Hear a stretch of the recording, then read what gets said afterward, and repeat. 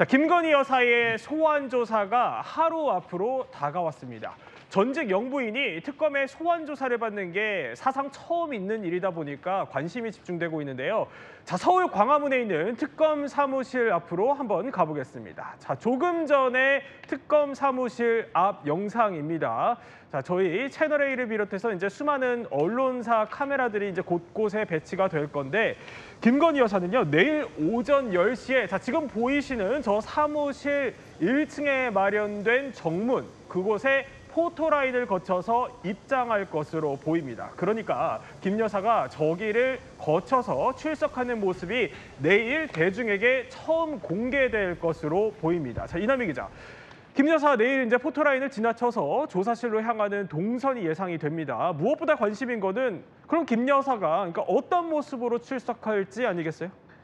일단 피해가지 않습니다. 포토라인 오전 내일 10시쯤에 출석할 예정인데요. 네. 저희가 지금까지 취재한 바로는 김건희 여사는 오전 10시에 이 특검에 출석을 하면서 포토라인 앞에 서서 취진 앞에서 간단하게 입장을 밝히겠다. 입장을 밝히겠다. 네, 서서 이야기를 할 것으로 보입니다. 그렇군요. 지금 사람들이 모여 있는 것은 내일 예. 김 여사가 도착하면 어떤 동선으로 이동하고 취재진들은 또 어떻게 카메라 배치를 해야 하고 이런 걸 미리 준비를 해야 되거든요. 네. 그런 준비를 하기 위해서 지금 여러 사람들이 지금 모여 있는 것으로 보입니다.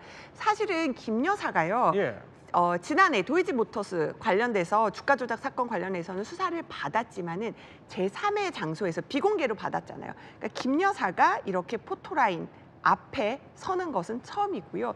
예전에 보면은 전두환 전 대통령의 부인 이순자 여사도 검찰 조사 받은 적이 있긴 있어요. 네. 하지만 그때는 검찰 조사가 끝나고 사후에 뒤늦게 공개했기 때문에 어떤 그 전직 영부인이 이렇게 포토라인 앞에 서는 거는 정말 처음인 겁니다. 사실 윤석열 전 대통령은 계속 그 특검 조사 응하지 않아서 논란이 됐는데 네. 김 여사 측 같은 경우는 묵비권도 행사를 안 하겠다. 묵비권도 자신 있다. 그래서 이런 의혹 관련해서는 10여 개가 넘는데 상관이 없기 때문에 묵비권 행사하지 않고 적극적으로 해명하겠다. 현재로서는 이런 입장을 밝혔습니다. 묵비권도 쓰지 않겠다. 그리고 또 이제 이남희 기자 설명대로 김 여사가 내일 직접 기자들 앞에서 입장을 밝힌다면요. 4년 전에 허위 이력 의혹에 대해서 대국민 사과를 했던 바로 이때 이후로 첫 육성 발표가 될 전망입니다.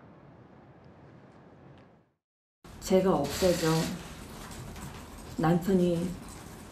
남편답게만 평가만 받을 수만 있다면 차라리 그렇게라도 하고 싶습니다. 제가 사랑하고 존경하는 남편 윤석열 앞에 저의 허물이 너무나도 부끄럽습니다.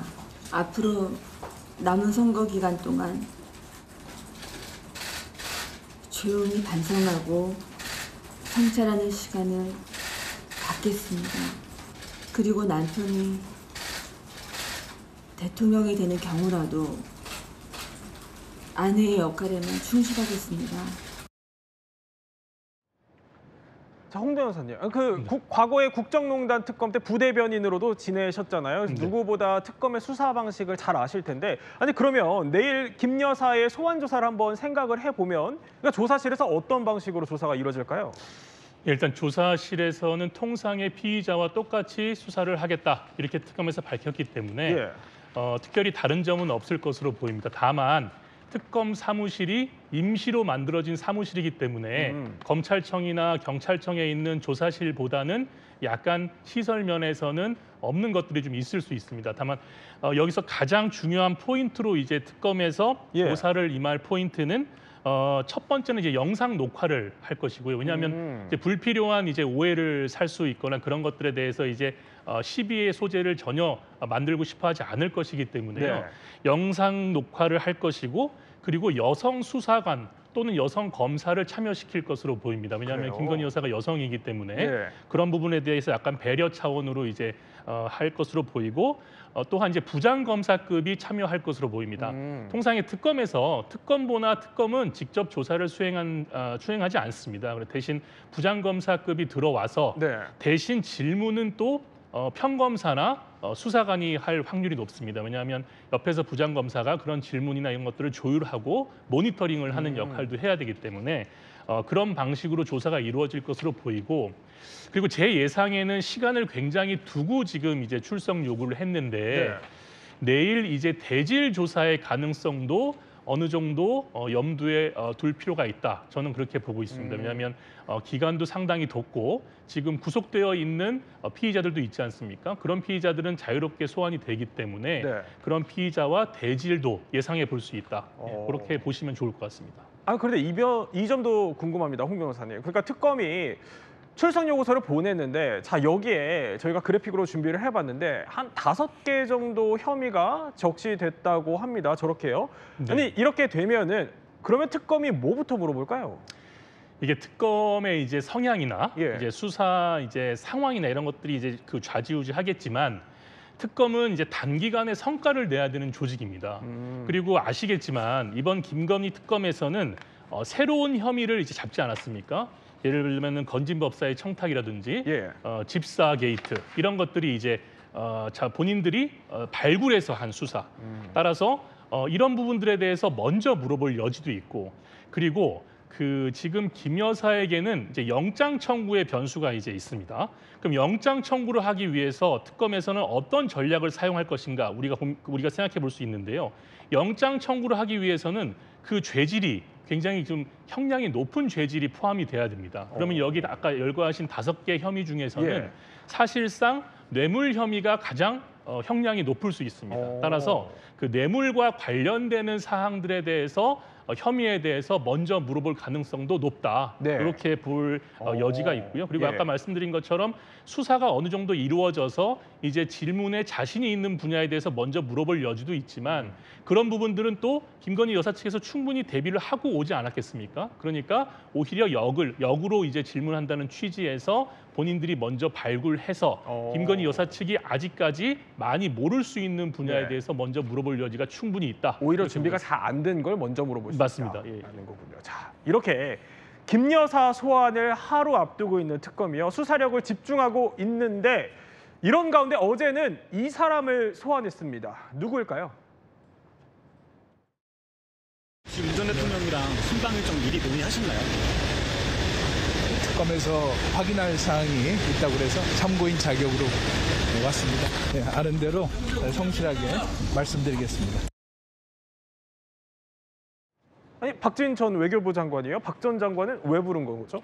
삼부토건 주가 조작 사건 때문입니다. 삼부토건 주가와 관련돼서 우크라이나 재건 사업의 어떤 호재를 지금 핑계로 해서 어마어마한 수백억 원의 이득을 전현직 경영진이 취했거든요. 그런데 바로 윤 대통령 부부가 우크라이나를 방문한 시점과 연관이 돼 있는 겁니다. 원래 윤 대통령은 나토 정상회담에 참석하기 위해서 리투아니아와 폴란드를 방문했습니다. 그런데 여기까지는 공식 일정이었는데 갑작스럽게 우크라이나를 방문해요. 그 극비 방문이고요. 지금 이 김건희 여사와 동행을 합니다. 동행하는 인원도 굉장히 축소를 하고요. 그 방문 이후에 삼부토건 주가가 폭등을 한 겁니다. 그리고 전현직 경영진이 그 삼부토건 주식을 팔아서 수백억 원의 이득을 취했거든요. 그렇다면 박진 외교부 장관은 과연 이 상황을 정확하게 인지하고 있었는지, 그러니까 우크라이나와 관련돼서 전쟁이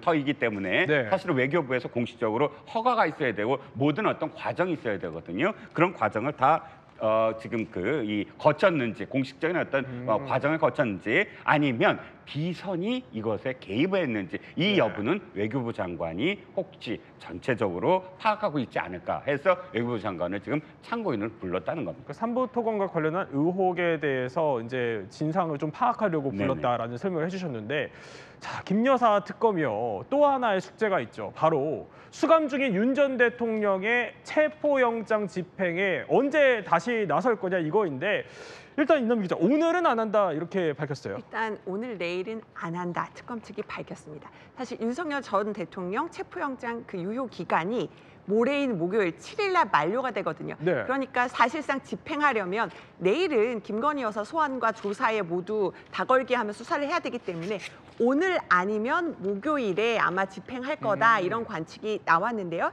일단 오늘이나 내일은 아니란 겁니다. 그러면 모레 시도할 확률이 높은데요. 네. 만약에 모레 이뤄지지 않는다면 다시 한번 영장을 청구해서 발부받겠다.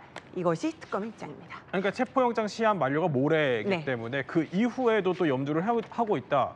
아니 그러면 이렇게 영장 집행이 임박한 상황에서 이 얘기가 들리더라고요. 윤 전 대통령 측 김계리 변호사가 아니 윤 전 대통령의 질환명을 공개하고 나섰어요. 일단은 김계리 변호사가 뭔가 여론을 계속 전달하기 위해서 여론전 펼치기 위해서 본인의 유튜브에서 네. 윤석열 전 대통령의 질환명을 공개를 한 겁니다. 그러니까 계속 뭐 구치소 측에서는 겉으로 볼 때에는 수사받는 데까지는 지장은 없을 정도의 건강 상태다 이런 얘기가 나오니까 네. 뭔가 반박하는 차원에서 이 명을 공개한 걸로 보입니다. 어떤 거냐면은요, 당뇨병으로 인해서 당화 혈색소 수치가 높다. 그리고 경동맥 협착과 심장혈관 질환 관련이 있다. 네. 그래서 굉장히 악화된 상태이기 때문에 외부 진료가 필요하다. 이렇게 설명을 했습니다. 자, 이런 가운데 경찰이요. 오늘 아침에 전해진 소식입니다. 서부지법 난동 사태와 관련해서 아니 전광훈 목사를 상대로 강제 수사에 나섰다는 소식이 전해졌어요. 예, 맞습니다.